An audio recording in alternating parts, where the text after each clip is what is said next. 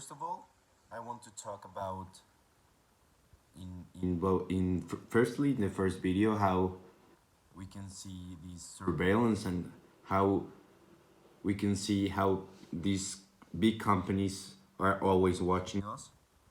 I think these companies, they're always watching us, seeing what we like, seeing everything from our personal interests, values, everything about ourselves, and they use this to create money.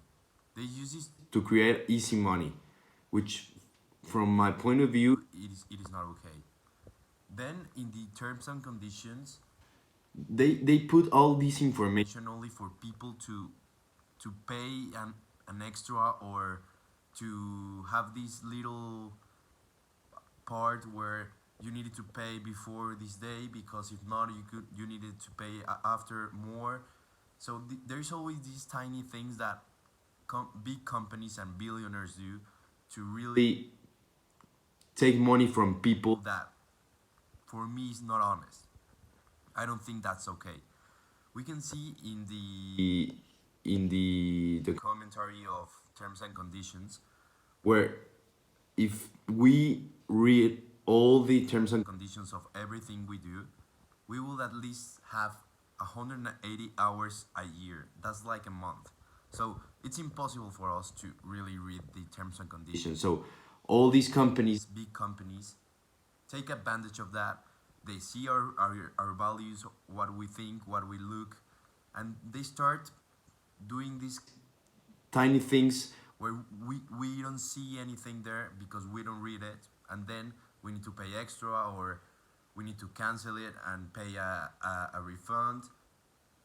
There's all these tiny things that, for me, it is not okay and shouldn't be, but it's difficult because these billionaires are the ones that rule the world, so it's very difficult.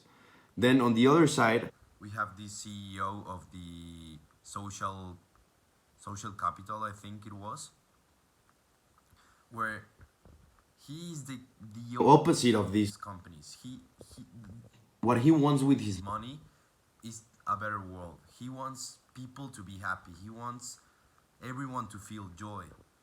He wants everyone to feel that someone is there to help them.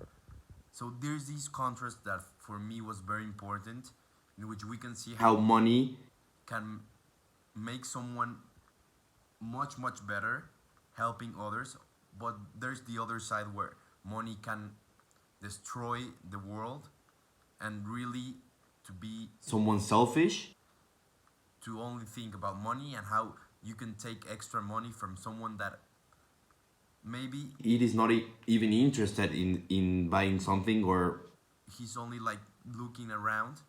So for me, that's this tiny, like, little line where you can surpass of being someone that wants the best for everyone, and someone that really wants to take every cent from every people that they can.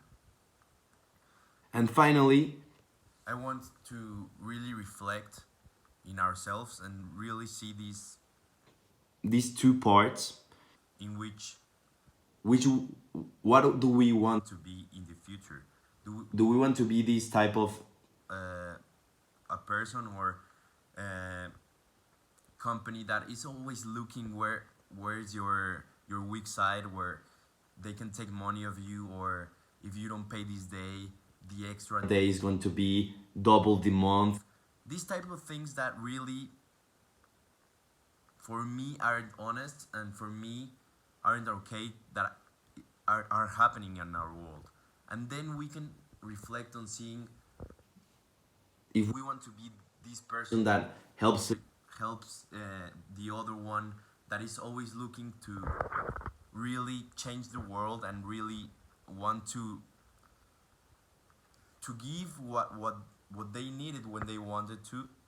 So for me, it's really simple to see how, where we want to be, where we want to become, where we want to be in the future. And I think that these videos, for example, the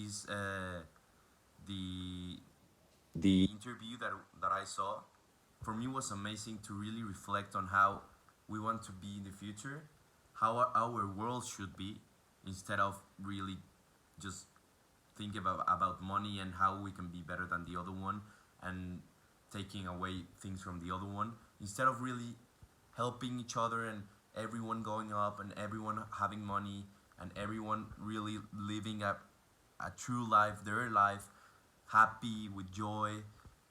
I think that's what we need to go, where we need to think about, instead of really just getting the money from someone and just doing these terms and conditions that no one is gonna read. It is tedious. 180 hours. No one is gonna give their time to reading terms and conditions of their new iPhone. It is just for me and for everyone, because we can see it in the video. It is just something we aren't able to see. We aren't able to read. So we need to really consider that, and to see where we want the world to be in a few days, in a few years, when the next generations. So that's a big question that I think we need to ask the world. How do they want to see in the future? Thank you.